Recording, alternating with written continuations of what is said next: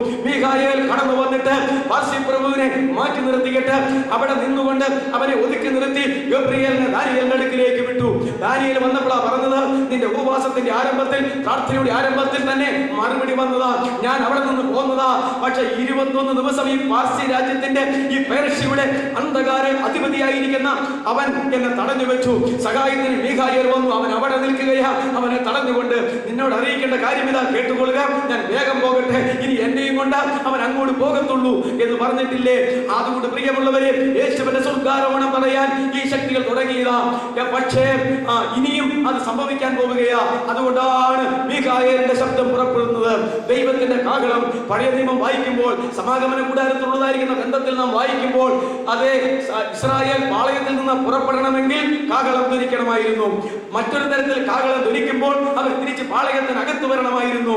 പാളയത്തിന് പുറത്തു പോകാനും പാളയത്തിനകത്ത് വരാനും ദൈവത്തിന്റെ കാഹളം ധ്വനിപ്പിക്കുന്ന സിസ്റ്റം ഇസ്രായേൽക്കാർക്ക് അറിയാമായിരുന്നു. ദൈവത്തിന്റെ കാഹളം ധ്വനിക്കുമ്പോൾ ഭൂമി വിട്ട് ദൈവമക്കൾ മുഴുവൻ ഇവിടെ നിന്ന് സ്വർഗത്തിലേക്ക് മാറ്റപ്പെടാൻ പോവുകയാ. ഇത് വിടാനുള്ള കാഹളം, സ്വർഗത്തിലേക്ക് ചെല്ലാനുള്ള കാഹളം, അത് ധ്വനിക്കുക തന്നെ ചെയ്യും. ഇത് മൂന്നും കൂടെ ഒരുമിച്ച് കൂട്ടിയടിക്കുമ്പോൾ ഈ ഭൂലോകം കിടുകിട കിടുങ്ങാൻ പോവുകയാണ്. ഇവിടുത്തെ പാവികൾ കിടുകിട കിടുങ്ങാൻ പോവുകയാണ്. എന്തോ സംഭവിച്ചു, എന്താന്ന് അവർക്ക് അറിയത്തില്ല. അപ്പോൾ എന്ത്, അന്ന് രണ്ടുപേർ കിടക്കയിലായിരിക്കും, ഒരാൾ എടുക്കപ്പെടും, ഒരാൾ വിടപ്പെടും. അന്ന് രണ്ടുപേര് പാടത്ത് പണിയെടുത്തുകൊണ്ടിരിക്കും, ഒരാൾ വിടപ്പെടും, ഒരാൾ എടുക്കപ്പെടും. അന്ന് രണ്ടുപേര് തിരികല്ലിൽ പൊടിച്ചുകൊണ്ടിരിക്കും, ഒരുത്തി എടുക്കപ്പെടും, ഒരുത്തി വിടപ്പെടുമെന്ന് പറഞ്ഞിരിക്കുന്നു. പ്രിയമുള്ളവരെ, എടുക്കപ്പെടുന്നവരും വിടപ്പെടുന്നവരും വചനത്തിൽ പകുതിക്ക് പകുതി പോക്ക എന്നാണ് കാണുന്നത്. അതുകൊണ്ട് ഇന്ന് രാത്രികാലം പകുതിക്ക് പകുതി പോക്കും പകുതിക്ക് പകുതി സ്വർഗീയ അനുഭവത്തിലേക്കും പോകുമ്പോൾ ഏത് കൂട്ടത്തിൽ പെടാനാ, നമ്മുടെ നിത്യത എങ്ങനെ ചെലവഴിക്കാനാ എന്നുള്ളത് ശാന്തമായി നമ്മൾ ചിന്തിക്കണം. ഈ ധനവാനെ പോലെ ഈ ലോകത്തിൽ ജീവിച്ചിട്ട് പാതാളത്തിലേക്ക് പോകാനായിട്ടുള്ള നിത്യതയിലേക്കാണോ നാം വെമ്പൽ കൊണ്ടിരിക്കുന്നത്? എന്നാൽ പകുതിക്ക് പകുതി പോക്ക് എന്ന് നാം മനസ്സിലാക്കണം. 10 കന്യകമാർ അർദ്ധരാത്രിക്ക് മണവാളൻ വന്നു, 5 പേരകത്ത് 5 പേര് പുറത്ത്, അവിടെയും പകുതി പോയി. അതുകൊണ്ട് പോകുന്ന പകുതിയിലല്ല, എടുക്കപ്പെടുന്ന പകുതിയിലാകുവാൻ ഇന്ന് രാത്രിക്കാലം ഒരു മാനസികമായ പരിവർത്തനത്തോടെ, ഒരു ഹൃദയാംഗമായ പരിവർത്തനത്തോടെ നാം ആയിത്തീരുന്നില്ലെങ്കിൽ ലാസറിന്റെ ധനവാന്റെ ചരിത്രം ബുദ്ധിയിൽ ഞാനും നിങ്ങളും പഠിച്ചതുകൊണ്ട് പ്രയോജനമില്ല, അറിഞ്ഞതുകൊണ്ട് പ്രയോജനമില്ല. എന്നാൽ ഈ അറിവ് ഹൃദയത്തിലേക്ക് ഇറങ്ങുകയും അത് കർത്താവിന്റെ വചനമാകുന്നു എന്ന് ഏറ്റെടുത്തുകൊണ്ട് ഇതുപോലെ ലാസറിനെ പോലെ നിത്യത പ്രാപിപ്പാനായിട്ടുള്ള ഒരു മാനസാന്തരത്തിന്റെ ജീവിതം നയിപ്പാൻ നമ്മെ തന്നെ ഏൽപ്പിച്ചു കൊടുക്കുകയും ചെയ്യുമെങ്കിൽ നാം എല്ലാവരും ഭാഗ്യവാന്മാരാകുന്നു എന്ന് മനസ്സിലാക്കേണ്ടതാണ്. അറിഞ്ഞില്ല, കണ്ടില്ല, കേട്ടില്ല എന്ന് എനിക്ക് പറയാൻ കഴിയത്തില്ല. പ്രിയമുള്ളവരെ, അധികം കിട്ടിയവനോട് അധികം ദൈവം ചോദിക്കും. നിങ്ങൾക്കും പറയാനായിട്ട് പറ്റത്തില്ല. നിങ്ങൾക്കറിയാമോ, അതേ ഈ ന്യായവിധിയിൽ ഏതെങ്കിലും ഒരു മനുഷ്യൻ ഞാൻ ഈ ലോക ജീവിതത്തിൽ കണ്ടില്ല, കേട്ടില്ല, അറിഞ്ഞില്ല, നിങ്ങൾ കുറെ പിള്ളേരുമാണല്ലോ ഇവന്റെ കൂടെ ഉള്ളൂ, ലോകത്തിൽ വലിയ മിടുക്കന്മാരും കേമന്മാരും ഇല്ലല്ലോ, വല്ലതും കാണിക്കട്ടെ എന്ന് പറഞ്ഞ് അങ്ങോട്ട് പോയി.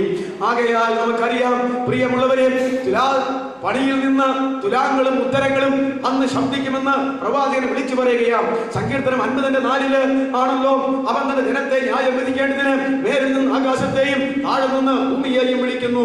ഏത് മനുഷ്യനെ ന്യായം വിധിച്ചാലും സാക്ഷികളായിട്ട് പ്രപഞ്ചത്തെ ദൈവം വിളിച്ചു കൊണ്ടുവന്നിരിക്കും. എന്തിനാണെന്ന് അറിയാവോ പ്രിയമുള്ളവരെ?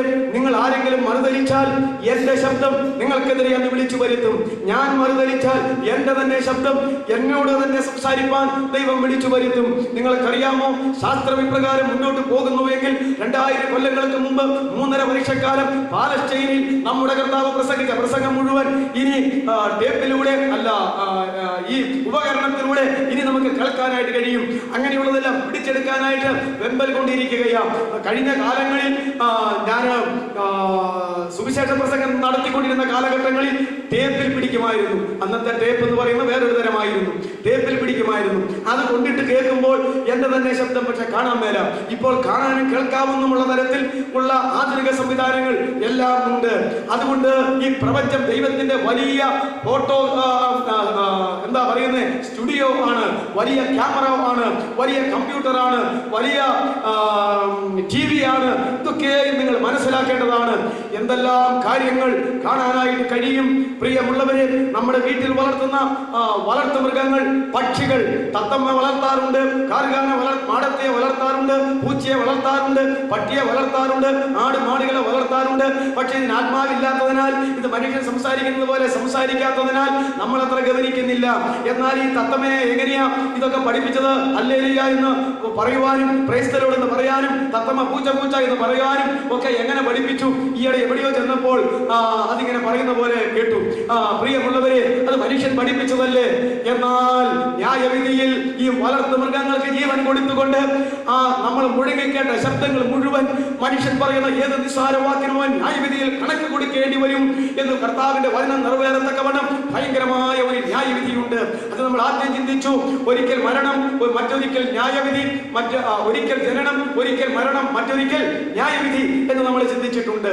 ആകയാൽ ഈ വേദഭാഗങ്ങൾ നമ്മുടെ ഹൃദയത്തിൽ നാം സംഗ്രഹിച്ചുകൊണ്ട് നമ്മുടെ ആത്മരക്ഷയുടെ പൂർത്തീകരണത്തിലേക്ക് കടന്നു വരേണ്ടത് വളരെ ആവശ്യമാണ്. മരിച്ചെങ്കിലെ ശവസംസ്കാരം ലഭിക്കാത്തവൻ. ഏഴാമത്തത്, ഈ ലോക ആയുസ്സിൽ തിന്മ മാത്രം അനുഭവിച്ചവൻ. അത് അബ്രഹാം വിളിച്ചു പറഞ്ഞതാ, മോനെ, മകനെ, നീ നിന്റെ ആയുസ്സിൽ നന്മ മാത്രമേ നീ അനുഭവിച്ചിട്ടുള്ളൂ. എന്നാൽ ഇവന്റെ ആയുസ്സിൽ തിന്മ മാത്രമേ അനുഭവിച്ചിട്ടുള്ളൂ. ഇതാണ് ലോകത്തിലെ അവസ്ഥ. അതുകൊണ്ട് ഇവൻ ഈ പരലോകത്തിൽ ഇവൻ നന്മ അനുഭവിക്കുന്നു, നീ അവിടെ തിന്മ അനുഭവിക്കുന്നു. അത് വളരെ വ്യക്തമായി അബ്രഹാം പറഞ്ഞ് മനസ്സിലാക്കി. ഈ ആയുസ്സിൽ തിന്മ മാത്രം അനുഭവിച്ചത്. അടുത്തത്, പിന്നീട് അബ്രഹാമിന്റെ മടിയിൽ അല്ലെങ്കിൽ പർദീസായിൽ അവൻ വസിക്കുന്നു.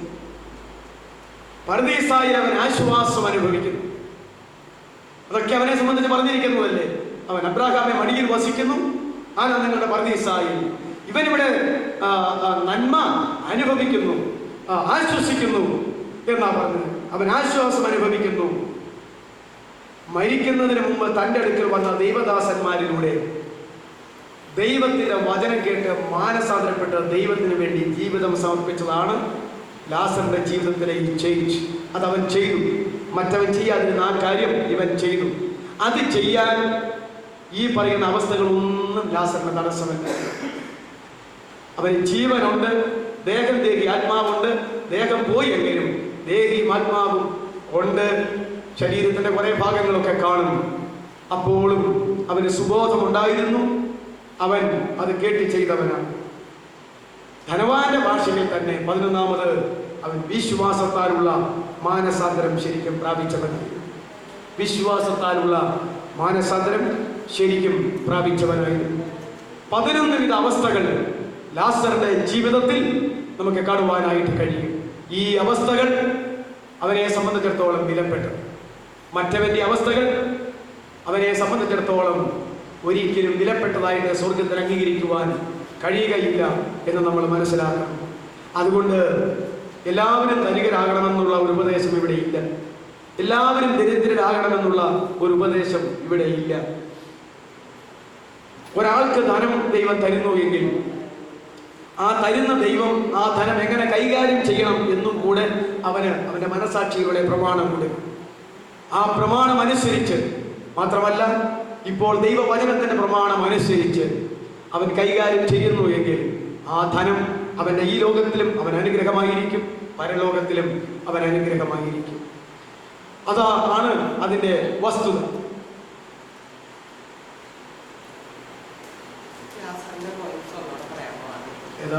ലാസറിന്റെ 1, ലാസർ ലോകത്തിൽ ദരിദ്രൻ. 2, ശരീരത്തിൽ മുഴുവൻ വ്രണം നിറഞ്ഞത്. 3, അടക്കുവാൻ കഴിയാത്ത വിശപ്പുള്ളത്. 4, ധനവാന്റെ മേശയിലെ ഉച്ഛിഷ്ടത്തിന് വേണ്ടി അവന്റെ പടിപ്പുരയ്ക്കൽ കാത്തുകിടന്നു. തെരുവ് നായ്ക്കളാൽ ശുശ്രൂഷയേറ്റവൻ. മരിച്ചെങ്കിലും ശവസംസ്കാരം ലഭിക്കാത്തവൻ. ഈ ലോക ആയുസ്സിൽ ലോകത്തിന്റെ മുമ്പിൽ തിന്മ മാത്രം അനുഭവിച്ചവൻ. 7, 8, മരണശേഷം അബ്രഹാമിന്റെ മടിയിൽ പർദീസായിൽ വസിക്കുന്നവൻ. പർദീസായിൽ നിത്യമായ ആശ്വാസം അനുഭവിക്കുന്നു. വസിക്കുന്നവൻ കഴിയാതെ ഒരു പോയിന്റ് ഉണ്ട്, നിത്യമായ ആശ്വാസം അനുഭവിക്കുന്നു. ഇവൻ ആശ്വാസമില്ലാതെ വേദനയിലായിരിക്കുമ്പോൾ അവൻ അബ്രഹാമിന്റെ മടിയിൽ നന്മ അനുഭവിക്കുന്നു എന്ന് മാത്രമല്ല, അവൻ ഇവിടെ ആശ്വസിക്കുന്നു എന്നുകൂടെ കർത്താവ് പറഞ്ഞിട്ടുണ്ട്. പർദീസായിൽ നിത്യമായ ആശ്വാസം അനുഭവിക്കുന്നവൻ. ഇനി അവൻ പർദീസായിൽ നിന്ന് സ്വർഗത്തിലേക്ക് മാറുമ്പോൾ ഈ ആശ്വാസം 10 മടങ്ങ് വർദ്ധിച്ച് നിത്യമായ ആശ്വാസത്തിലേക്ക് മാറുകയാണ്. മറ്റേ ധനവാൻ പാതാളത്തിൽ നിന്ന് നിത്യനരകത്തിലേക്ക് പോകുമ്പോൾ തീയും ഗന്ധവും കത്തുന്ന തീപ്പൊയ്കയിലേക്ക് കുറെ കൂടെ കടന്ന വേദനയിലേക്ക് അവൻ മാറുകയാണ്. 10 മരിക്കുന്നതിന് മുമ്പ് തൻ്റെ അടുക്കൽ വന്ന മോശയിൽ കൂടെയും പ്രവാചകന്മാരിൽ കൂടെയും ദൈവവചനം കേട്ടവൻ. 11 വിശ്വാസത്താലുള്ള മാനസാന്തരം പ്രാപിച്ചു. അപ്പൊ 11 ആയില്ലേ?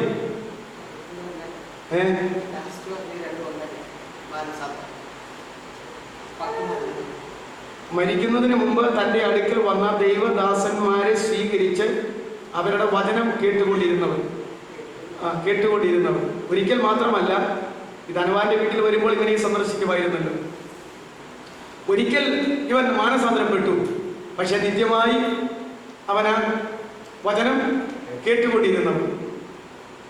ധനവാൻ തന്നെ പറഞ്ഞ റിയൽ കാരണം വിശ്വാസത്താലുള്ള മാനസാന്തരം അവന്റെ ജീവിതത്തിന്റെ അനുഭവമാക്കി മാറ്റി. അപ്പൊ 11 ആയില്ലേ?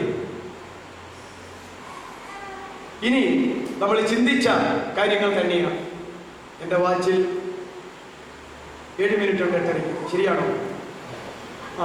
അപ്പോ അതുകൊണ്ട് പറയാനുള്ളത് 8:30 തന്നെ നിർത്താം. നമ്മൾ നേരത്തെ ചിന്തിച്ചതാ ധനം, ഈ ധനവാന്റെ തകരാറുകൾ. ധനം വസ്ത്രധാരണത്തിനും ആഡംബരത്തിനും സുഖജീവിതത്തിനും വിനിയോഗിച്ചു കൊണ്ടിരുന്നു. ധനം മറ്റാർക്കും ചോദിക്കാൻ വല്ല തൻ്റെ വകയാണെങ്കിലും ആ ധനം അവന് കൊടുത്തത് അവൻ ഇങ്ങനെ കൈകാര്യം ചെയ്യാനല്ല, ദൈവഹിതപ്രകാരം കൈകാര്യം ചെയ്യാനല്ല. അവൻ്റെ തെറ്റെന്ന് പറയുന്നത് അവൻ്റെ ധനത്തിൽ നല്ല ഒരു പങ്ക് വസ്ത്രധാരണത്തിനും ആഡംബരത്തിനും സുഖജീവിതത്തിനും വേണ്ടി വിനിയോഗിച്ചു കൊണ്ടിരുന്നു. അതാണല്ലോ ധൂമ്രവസ്ത്രവും പട്ടും ധരിച്ച് നിത്യേന ആഡംബരത്തോടെ സുഖിച്ചുകൊണ്ടിരുന്നു എന്നവനെ കുറിച്ച് കർത്താവ് പറഞ്ഞു. അത്രത്തോളം വേണ്ടായിരുന്നു, അത് ദൈവത്തിന് ഇഷ്ടമായിരുന്നു. 2, ധനം ഭക്ഷണമേശയ്ക്കായി അതുപോലെ വിനിയോഗിച്ചു കൊണ്ടിരുന്നത്.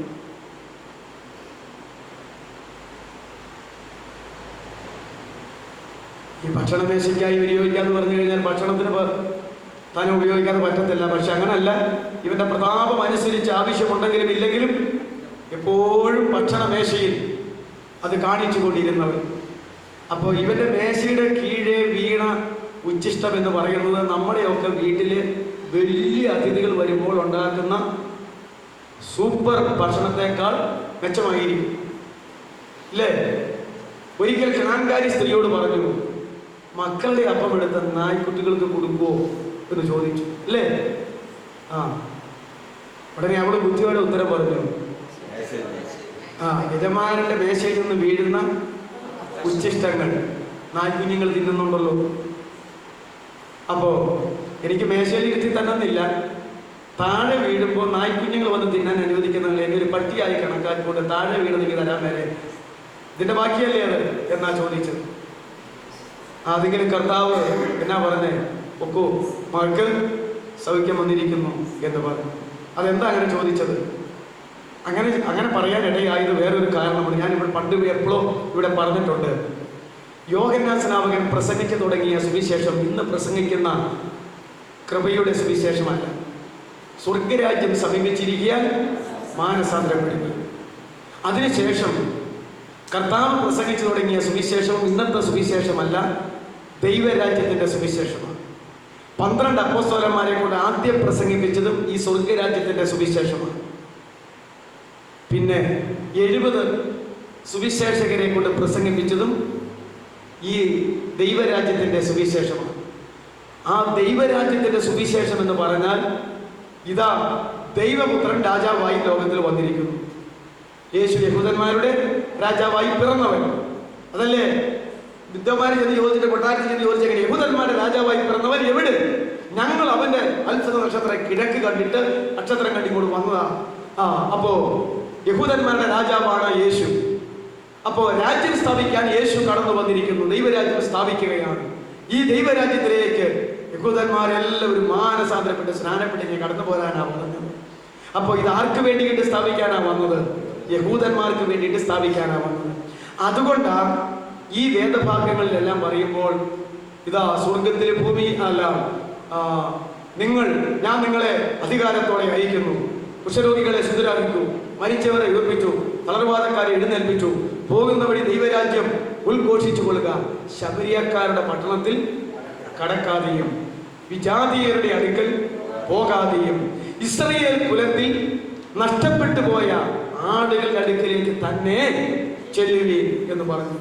അപ്പോ ആദ്യം പ്രസംഗിച്ചു കൊണ്ടിരുന്നതായ ആ സുവിശേഷം യഹൂദന്മാരിൽ നിന്ന് നഷ്ടപ്പെട്ടു പോയവരെ ചേർത്തുകൊണ്ട് സ്ഥാപിക്കാനിരിക്കുന്ന ദൈവരാജ്യത്തിന്റെ സുവിശേഷമായതുകൊണ്ട് കർത്താവ് കൽപ്പന കൊടുത്തിരുന്നു, ശമരിയിൽ പോകണ്ട, വിജാതിയുടെ അടുക്കലും പോകണ്ട.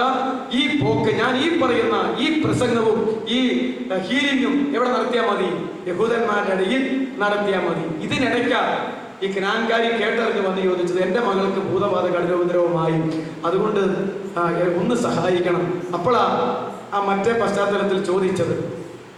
ഇതുകൊണ്ട് അവൾക്ക് ഒരു അലർജി ഉണ്ടായില്ലല്ലോ. നമ്മളാണെങ്കിൽ പറയും, വലിയ കാര്യപ്പെട്ട് യേശുവിൻ്റെ അടുക്കിലേക്ക് വന്നത്, ഇത്ര വലിയ ഭാഗ്യമാണെങ്കിൽ താങ്കളെ അദ്വൈച്ച് പാടും എന്നല്ലേ നമ്മൾ പറയുള്ളൂ. അപ്പോ പറഞ്ഞത്, മക്കളുടെ അപ്പം എടുത്ത് നായ്ക്കുട്ടികൾക്ക് കൊടുക്കുന്നത് ശരിയോ? നീ പറ. മക്കൾക്കുള്ള അപ്പം മക്കൾക്ക് തന്നെ കൊടുത്തു, എനിക്ക് വേണ്ട. പക്ഷേ ഈ മക്കളുടെ അപ്പം മക്കൾ ഇങ്ങനെ തിന്നുമ്പോൾ താഴേക്ക് പോകും. അതാർക്ക് അവകാശമാണ്? അതാ വീട്ടിലെ പട്ടിക്കുഞ്ഞുങ്ങളല്ലേ വന്ന് തിന്നുന്നത്. അങ്ങനെ കണക്കാക്കിയാൽ മതി എന്നാ പറഞ്ഞത്. അതുകൊണ്ട് അത്രമാത്രം താനങ്ങ് താണു. താൻ ആരെയാക്കി? ഞാൻ മക്കളല്ല, ആരാ? നായ്ക്കുട്ടിയാണ്. സമ്മതിച്ചു. പക്ഷെ എനിക്ക് ഉച്ചിഷ്ടത്തിന് അവകാശമാണ്. അതെങ്കിലും ചെയ്യാൻ മേലെ എന്നാ ചോദിച്ചത്. അവരുടെ വിശ്വാസം വലുത് അല്ലേ? അവരുടെ ഹൃദയത്തിന്റെ അവസ്ഥ മനസ്സിലാക്കി, നീ പൊക്കോ, സമാധാനത്തോടെ പൊക്കോ, ആ മകൾ സൗഖ്യമായിരിക്കുന്നു, ഇങ്ങനെയല്ലേ പറഞ്ഞത്. അതുകൊണ്ടാ പറഞ്ഞത്. അല്ലെങ്കിൽ കർത്താവ് വർഗീയതക്കാരനാണെന്ന് പറയുന്ന പോലെ കണ്ടില്ലേ, യഹൂദന്മാരുടെ അടുക്കിലേക്ക് മാത്രമാണ് വിട്ടത്. എന്നിട്ട് എന്ത് സംഭവിച്ചു? ആ രാജ്യസ്ഥാപനം നടന്നോ? ഇല്ല. രാജ്യം സ്ഥാപിക്കാനായിട്ട് രാജാവിനെ എന്ത് ചെയ്തു? രാജാവിനെ ഒരു രാജാവായി സ്വീകരിക്കാതെ അവനെ ശപിക്കപ്പെട്ടവനായി കൊലമരത്തിൽ കയറ്റി തൂക്കിക്കൊണ്ടു. അതുകൊണ്ട് രാജ്യസ്ഥാപനം മാറ്റിവെച്ചു അല്ലേ? എന്നിട്ട് അവസാനം കർത്താവ് പറഞ്ഞു, നമ്മൾ കഴിഞ്ഞ ഒരു ദിവസം ഞാൻ ചിന്തിച്ചതാ, ഇപ്പോൾ എന്ന് പറയുന്ന ഒരു വിഷയം, ഇന്ന് എന്ന് പറയുന്ന ഒരു വിഷയം, ഇനി എന്ത് എന്ന് പറയുന്ന ഒരു വിഷയം, ഈ വിഷയം തുടങ്ങുന്നതിന് മുമ്പ് ഒരു ഇടവേള എന്നുള്ള നിലയിൽ 2 ക്ലാസ് എടുത്തെന്നാണ് എനിക്ക് തോന്നുന്നത്. 1.5 ക്ലാസ് എടുത്ത് കാണും. അതുകൊണ്ട് അന്ന് പറഞ്ഞതാ, ഇന്ന് നിന്റെ സമാധാനത്തിനുള്ളത് നീയും ആ ഓശന്ന എഴുന്നള്ളത്ത് കഴിഞ്ഞ് യെരൂശലേം ദേവാലയത്തെ കൺകുളിർക്കെ കണ്ട് ഇങ്ങോട്ട് മാറി നിന്നിട്ട് പറഞ്ഞു, യെരൂശലേമേ യെരൂശലേമേ, നിന്റെ അടുക്കൽ അയച്ചവരെ, കല്ലെറിഞ്ഞവളെ, പ്രവാചകന്മാരെ കൊന്നവളെ, നിന്നെ കോഴി തന്റെ കുഞ്ഞുങ്ങളെ ചിറകിന് കീഴെ ചേർക്കുന്ന പോലെ നിന്നെ ചേർക്കാൻ എനിക്ക് എത്ര വട്ടം മനസ്സായിരുന്നു, നിനക്ക് മനസ്സായില്ല. ലാസ്റ്റ് ഓശന്ന എഴുന്നള്ളത്തിന് പറഞ്ഞു, ഇന്ന് നിന്റെ സമാധാനത്തിനുള്ളത് നീ അറിഞ്ഞെങ്കിൽ കൊള്ളായിരുന്നു, പക്ഷെ നീ അറിഞ്ഞിട്ടില്ല, നിന്റെ കണ്ണുകൾക്ക് മറഞ്ഞിരിക്കുന്നു, നിനക്ക് ശിക്ഷാവിധി വരാൻ പോവുകയാ. അന്നാണ് രാജാവിനെ തള്ളിയത് കേട്ടോ, അന്നാ രാജാവിനെ തള്ളിയത്. അതുകൊണ്ട് രാജ്യസ്ഥാപനം മാറ്റിവെച്ചു. അതുകൊണ്ട് എന്ത് വന്നു? ഈ ആക്ഷരിക ദൈവരാജ്യത്തെ ആത്മീക ദൈവരാജ്യമായി പരിശുദ്ധാത്മാവിനെ തന്നുകൊണ്ട് ഇപ്പോഴത്തെ കൃപയുടെ സുവിശേഷത്താൽ ഒരു ജാതികളിൽ നിന്നും യഹൂദന്മാരിൽ നിന്നും വിശ്വസിക്കുന്നവരെ കൃപയാൽ രക്ഷിച്ചെടുക്കുന്ന ഒരു വലിയ ദൗത്യ നിർവഹണം കർത്താവ് പ്ലാൻ ചെയ്തു. ആ കാലഘട്ടത്തിൽ നമ്മൾ ആയിരിക്കുകയാണ്. അതുകൊണ്ട് ഈ കാലഘട്ടത്തിൽ ധനവാനെ പോലെ ആകാതിരിപ്പാൻ, ലാസറിനെ പോലെ ആയാലും ആത്മരക്ഷയുടെ പൂർത്തീകരണം പ്രാപിക്കുവാൻ ദൈവം നമുക്ക് ഒരുക്കി വെച്ചിരിക്കുന്ന ഒരവസരമാണ്. ധനം ഭക്ഷണമേശയ്ക്കായി വിനിയോഗിച്ചവൻ ഇനി വിസ്തരിക്കേണ്ട. ശവസംസ്കാരത്തിനും മരണാനന്തര കർമ്മങ്ങൾക്കും മതവിധി പ്രകാരം നല്ല പണം ചെലവഴിച്ചു. ശവസംസ്കാരത്തിനും മരണാനന്തര കർമ്മങ്ങൾക്കും അവന്റെ മതവിധി പ്രകാരം നല്ല പണം ചെലവാക്കി. പക്ഷെ അതുകൊണ്ടൊന്നും ഒരു പ്രയോജനവും കിട്ടിയില്ല. പാതാളത്തിന്റെ അടിയിൽ യാതന അനുഭവിക്കുന്നു. പക്ഷേ കാണുവാനും പറവാനും അനുഭവിപ്പാനും അപേക്ഷിപ്പാനും തക്കവണ്ണം പാതാളത്തിൽ സജീവാവസ്ഥയിൽ തന്നെ അവനുണ്ട്. അവൻ മരിച്ചു കിടക്കുവാണോ? ഇതിനൊക്കെ സാധ്യതയുള്ള ജീവനുള്ള അവസ്ഥയിൽ തന്നെയാണ് അവൻ അവിടെ ആയിരിക്കുന്നത്. ഈ ലോക ജീവിതത്തിൽ അനുഗ്രഹവും നന്മയും മാത്രം പ്രാപിച്ചത്. ഒരു തിന്മ അവന്റെ ഓർമ്മയിൽ അവൻ പ്രാപിച്ചിട്ടില്ല. സ്ഥലം മാറ്റത്തിന് സാധ്യതയില്ലാത്ത അവസ്ഥ. ഈ അപേക്ഷയെല്ലാം അപേക്ഷിച്ചിട്ടും, ഈ പ്രാർത്ഥനയെല്ലാം പ്രാർത്ഥിച്ചിട്ടും, ഈ ആഗ്രഹം എല്ലാം അറിയിച്ചിട്ടും എന്തെങ്കിലും ഒരു ജയിച്ചുണ്ടായോ? എല്ലാത്തിനും നോ എന്ന ഉത്തരം, നോ എന്ന ഉത്തരം. അപ്പോ അതാണ് സ്ഥലം മാറ്റത്തിന് സാധ്യത കിട്ടാത്ത ഒരവസ്ഥ. എന്നാൽ സ്വാഭാവികമല്ലാത്ത രീതിയിൽ മാനസാന്തരപ്പെടുത്തുവാൻ അവൻ അവിടെ കിടന്ന് ആഗ്രഹിക്കുന്നു. സാധാരണ രീതിയിലുള്ള മാനസാന്തരമല്ല, ഒരു അസ്വാഭാവികമായ രീതിയിൽ മരിച്ചവനെ ഉയർത്തെഴുന്നേൽപ്പിച്ച് വീണ്ടും സുവിശേഷം പറയിപ്പിച്ച് തൻ്റെ സഹോദരങ്ങളെ എടുത്തിട്ട് മാനസാന്തരപ്പെടുത്തുന്ന ഒരു പദ്ധതിക്ക് അവൻ ആഗ്രഹമുണ്ടായി. സഹോദര സ്നേഹത്താലാണെങ്കിലും. പക്ഷേ അതൊരിക്കലും ദൈവം നടത്തത്തില്ല.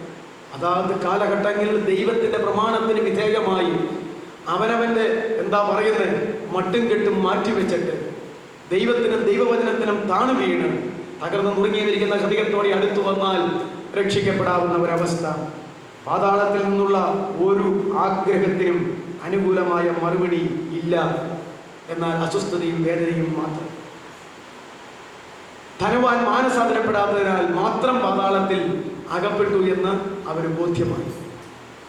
അവൻ അവിടെ അന്നേരമാണ് ബോധ്യമായത്. ധനവാന്റെ പേര് വിവരം ദൈവം വിട്ടുകളി. അത് നമ്മൾ ആദ്യം പറഞ്ഞതാണ്. ധനവാന്റെ അഡ്രസ്സ് വിട്ടുകളി. 11 കൂട്ടം കാര്യങ്ങൾ ധനവാന്റെ ജീവിതത്തിലെ തിന്മകൾ അല്ലെങ്കിൽ അനുഗ്രഹമല്ലാത്ത ശാപകരമായിട്ടുള്ള അവസ്ഥകളെ സംബന്ധിച്ചും നമുക്ക് കാണുവാനായിട്ട് കഴിയും. ധനവാന്റെ 11 നന്മകൾ, 11 തിന്മകൾ. ലാസറിന്റെ 11 അവസ്ഥകൾ. ലോകത്തിൽ അത് മോശമെങ്കിലും ദൈവസന്നിധിയിൽ അനുഗ്രഹീതമായിരിക്കുന്ന അവസ്ഥ. ഇതാണ് ധനവാന്റെയും ലാസറിന്റെയും ചരിത്രത്തിൽ നിന്ന് നമുക്ക് പഠിപ്പാനായിട്ടുള്ളത്. ഇതോടുകൂടി ആ വേദഭാഗം തീരുന്നു. ദൈവം അനുവദിച്ചാൽ തുടർന്ന് മറ്റ് വേദഭാഗങ്ങളിലേക്ക് അടുത്ത ദിവസം നമുക്ക് കിടക്കാം. തലകളെ വണക്കാം, കണ്ണുകളെ അടയ്ക്കാം. ദൈവദാസന്മാരാരെങ്കിലും ഒരാൾ ശബ്ദത്തിൽ പ്രാർത്ഥിച്ച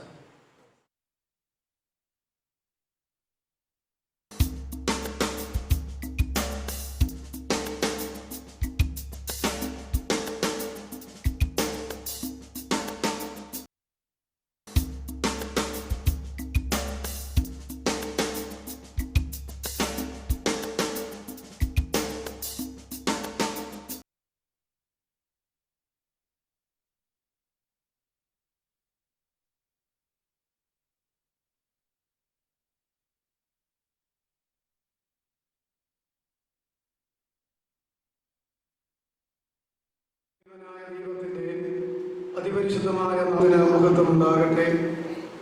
സ്നേഹ ബഹുമാന ആദരവുകളുള്ള എല്ലാ ദൈവദാസന്മാർക്കും ദൈവമക്കൾക്കും കൊച്ചുമക്കൾക്കും ഉയർത്തെഴുന്നേറ്റ് ജീവിക്കുന്നവനായ യേശു ക്രിസ്തുവിന്റെ നിസ്തുല്യ നാമത്തിലെ സ്നേഹവന്ദനം അർപ്പിക്കുന്നു. നാം ചിന്തിച്ചുകൊണ്ടിരിക്കുന്നതായ വിഷയം മനുഷ്യരുടെ ഈ ലോക ജീവിതവും അതിൻ്റെ അവസാനത്തിൽ സംഭവിക്കുന്ന മരണവും മരണാനന്തര അനുഭവങ്ങളും എന്ന വിഷയമാകുന്നുവല്ലോ. കഴിഞ്ഞ ദിവസം നമ്മൾ വിശുദ്ധ ലൂക്കോസിന്റെ സുവിശേഷം 16-ാം അധ്യായത്തിന്റെ 19 മുതൽ 31 വരെയുള്ളതായ 13 വാക്യങ്ങളിൽ നമ്മുടെ കർത്താവ് സംസാരിച്ച ഒരു ധനവാന്റെയും ലാസറിന്റെയും ജീവചരിത്രത്തെ സംബന്ധിച്ച്, അവരുടെ മരണത്തെ സംബന്ധിച്ച്, അവരുടെ മരണാനന്തര അനുഭവങ്ങളെ സംബന്ധിച്ച് നമ്മൾ ചിന്തിച്ച് അവസാനിപ്പിക്കുകയായിരുന്നു. 13 വാക്യങ്ങളിൽ 2 മനുഷ്യരുടെ ഈ ലോക ജീവിതത്തിന് വേണ്ടി 3 വാക്യങ്ങൾ നമ്മുടെ കർത്താവ് സംസാരിപ്പാനായിട്ട് വിനിയോഗിച്ചു. അതിൽ മാനസാന്തരമില്ലാതെ പാതാളത്തിലേക്ക് മാറ്റപ്പെട്ട ധനവാന്റെ ഈ ലോക ജീവിതത്തെക്കുറിച്ച് പറയുവാൻ ഒരു വാക്യവും, എന്നാൽ മാനസാന്തരം മുഖാന്തരമായി അബ്രാഹാമിന്റെ മടിയിലേക്ക്, ആനന്ദങ്ങളുടെ പർദീസായിലേക്ക് മാറ്റപ്പെട്ട ലാസറിന്റെ ജീവിതത്തെ സംബന്ധിച്ച് പറയുവാൻ ആ 2 വാക്യങ്ങളും കർത്താവ് ഉപയോഗിച്ചു. അതുകൊണ്ട് ഈ ലോകത്തിൽ ആര് തന്നെ ആയിരുന്നാലും ദൈവകൽപ്പനയെ അനുസരിച്ച് മാനസാന്തര ജീവിതം നയിക്കുന്നില്ലെങ്കിൽ ആ മനുഷ്യന്റെ ഈ ലോക ജീവിതത്തിന് സ്വർഗം വലിയ പ്രാധാന്യം കൊടുക്കുന്നില്ല. ഈ ലോകത്തിൽ ആരെല്ലാം തള്ളിക്കളഞ്ഞ് അവഗണിക്കപ്പെട്ട് ഏതവസ്ഥയിലായിരുന്നാലും മാനസാന്തരപ്പെടുന്ന ഒരു മനുഷ്യന്റെ ജീവിതത്തെ സ്വർഗം വിലമതിക്കുന്നു എന്നും നമ്മൾ ചിന്തിച്ചു കഴിയും. എന്നാൽ ധനവാന്റെ മരണത്തെ വെളിപ്പെടുത്തുവാനും ലാസറിന്റെ മരണത്തെ വെളിപ്പെടുത്തുവാനും ഓരോ വാക്യങ്ങൾ നമ്മുടെ കർത്താവ് ഉപയോഗിച്ചു. ധനവാനാകട്ടെ, ദരിദ്രനാകട്ടെ, സ്വർഗത്തിൽ പോകുന്നവനാകട്ടെ, നരകത്തിൽ പോകുന്നവനാകട്ടെ, അതിനു മുമ്പ് വചനത്തിൽ രേഖപ്പെടുത്തിയിരിക്കുന്ന പോലെ പാതാളത്തിൽ പോകുന്നവനാകട്ടെ, പർദീസായിലേക്ക് മാറ്റപ്പെടുന്നവനാകട്ടെ, ആര് തന്നെ ആയാലും ഒരു മരണമുണ്ട് എന്നുള്ള യാഥാർത്ഥ്യം ഒരുപോലെ ഇരിക്കുന്നതിനാൽ മരണമാകുന്ന ഒരു മുഖാന്തരത്തിലൂടെ ഈ ലോക ജീവിതം അവസാനിപ്പിച്ച് അവരവരുടെ ആത്മാക്കൾക്ക് വേണ്ടി ഒരുക്കപ്പെട്ടിരിക്കുന്ന വാസസ്ഥലങ്ങളിലേക്ക് മാറ്റപ്പെട്ടു പോകും എന്നുള്ളത് ഒരു യാഥാർത്ഥ്യമാകിയാൽ ഓരോ വചനങ്ങൾ അതിനായിട്ട് ഉപയോഗിച്ചു എന്ന് നമ്മൾ കണ്ടു.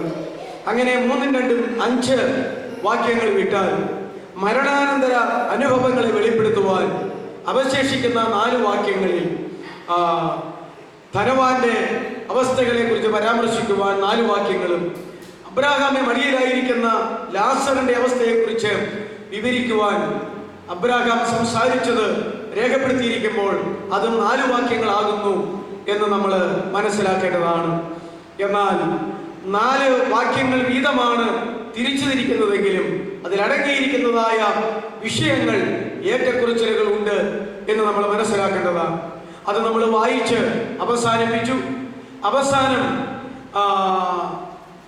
ധനവാൻ പാതാളത്തിൽ കിടന്നുകൊണ്ട് അബ്രാഹാം പിതാവേ കനിവുണ്ടാകണം, ഞാൻ വേദനയിലായി കഷ്ടപ്പെടുന്നു, ലാസറിനെ എൻ്റെ അടുക്കൽ അയക്കണം, ഈ തീജ്വാലയിൽ കിടന്ന് ബുദ്ധിമുട്ടുന്നതിനാൽ ലാസർ തന്റെ വിരലിന്റെ അഗ്രഹം കൊണ്ട് ഒരു തുള്ളി വെള്ളമെങ്കിലും എൻ്റെ വായിൽ തൊട്ടുതരാനൊന്ന് അനുവദിക്കണം, അവനെ ഇങ്ങോട്ട് അയക്കണം എന്നിങ്ങനെയുള്ളതായിരിക്കുന്ന ആവശ്യങ്ങളും അത്യാവശ്യങ്ങളും അപേക്ഷകളും യാതനകളും പ്രാർത്ഥനകളും എല്ലാം നടത്തി എന്ന് നമുക്ക് മനസ്സിലാക്കുവാനായിട്ട് ഇടയായി. അതിനെല്ലാം തക്ക മറുപടി അബ്രാഹാം കൊടുത്തിട്ടുണ്ട്.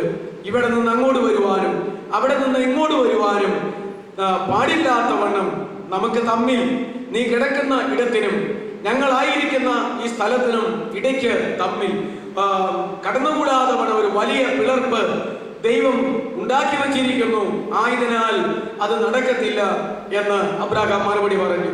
അപ്പോൾ അങ്ങനെയാണ് എങ്കിൽ എനിക്ക് ലോകത്തിൽ 5 സഹോദരന്മാരുണ്ട്, അവർ എന്നെ പോലെ തന്നെ ലോകത്തിൽ ജീവിക്കുന്നവരാണ്.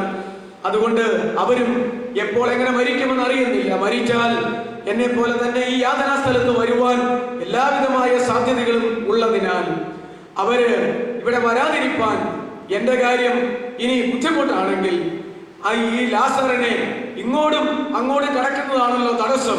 എന്നാൽ അവനെ നേരെ അങ്ങേ മടിയിൽ നിന്ന് പർദീസായിൽ നിന്ന് ലോകത്തിൽ എൻ്റെ സഹോദരന്മാർ താമസിക്കുന്ന സ്ഥലത്തേക്ക് അവരുടെ അടുക്കലേക്ക് അയച്ച് അവരോട് ഈ അവസ്ഥകളെല്ലാം ഒന്ന് പറയണം എന്ന് ധനവാൻ ആവശ്യപ്പെട്ടു. അപ്പോൾ അബ്രാഹാം അതിന് മറുപടി പറഞ്ഞു, അങ്ങനെ മരിച്ചിട്ട് പാതാളത്തിലേക്ക് വരുന്ന ഒരാളെ വിട്ട് ആ അവസ്ഥ അവിടെ പറയിപ്പിക്കാനോ, പർദീസായിലേക്ക് വരുന്ന ഒരാളെ വിട്ട് ആ അവസ്ഥ അവിടെ പറയിപ്പിച്ച് പിന്നെ അവിടെ ഇരിക്കുന്നവരെ മാനസാന്തരപ്പെടുത്താൻ തക്കവണ്ണം അങ്ങനെ ഒരു പ്രത്യേകമായ അത്ഭുതം നടത്തി അങ്ങനെ ചെയ്യാൻ തക്കവണ്ണം ഒരു ക്രമീകരണം ദൈവം വച്ചിട്ടില്ല. അത് നടക്കുകയുമില്ല. അവർക്ക് ലോകത്തിൽ ജീവിച്ചിരിക്കുന്നവർക്ക് ഇത് ദൈവവചനം കേട്ട് മാനസാന്തരപ്പെടുവാൻ ലോകത്തിൽ ഇപ്പോൾ തന്നെ നിന്റെ കാലത്തുണ്ടായിരുന്നത് പോലെ തന്നെ പ്രവാചകന്മാരുടെ നേതാവായിരിക്കുന്ന മോശയും അവന്റെ കീഴെ ഉള്ള പ്രവാചകന്മാരും ലോകത്തിൽ അവിടെ തന്നെ ഉണ്ട്. വേണമെങ്കിൽ അവരുടെ വചനം കേട്ട് മാനസാന്തരപ്പെടട്ടെ, ഈ ലാസർ മാനസാന്തരപ്പെട്ടതുപോലെ എന്ന് അബ്രാഹാം മറുപടി പറയുകയുണ്ടായി. അപ്പോ പറഞ്ഞു, ഈ മോശയും പ്രവാചകന്മാരും ഒരുപോലെ എൻ്റെ അടുക്കലും എൻ്റെ സഹോദരന്മാരുടെ അടുക്കലും വന്നിട്ടുണ്ട്. പക്ഷെ ഞങ്ങൾ ആരും ആ വചനം കേട്ടിട്ടില്ല, അനുസരിച്ചിട്ടില്ല, മാനസാന്തരപ്പെട്ടിട്ടില്ല. എന്നാൽ എൻ്റെ സഹോദരന്മാരെ സംബന്ധിച്ച് എൻ്റെ വീട്ടുപടിക്കൽ കിടന്ന ലാസറിന്റെ കാര്യം അവർക്കറിയാം, എൻ്റെ കാര്യവും അറിയാം. ഇവൻ എങ്ങനെ ജീവിച്ചുവെന്നും മരിച്ചപ്പോൾ അബ്രാഹാമിന്റെ മടിയിലാകുന്നു എന്നും ആനന്ദങ്ങളുടെ പർദീസായിലാകുന്നു എന്നും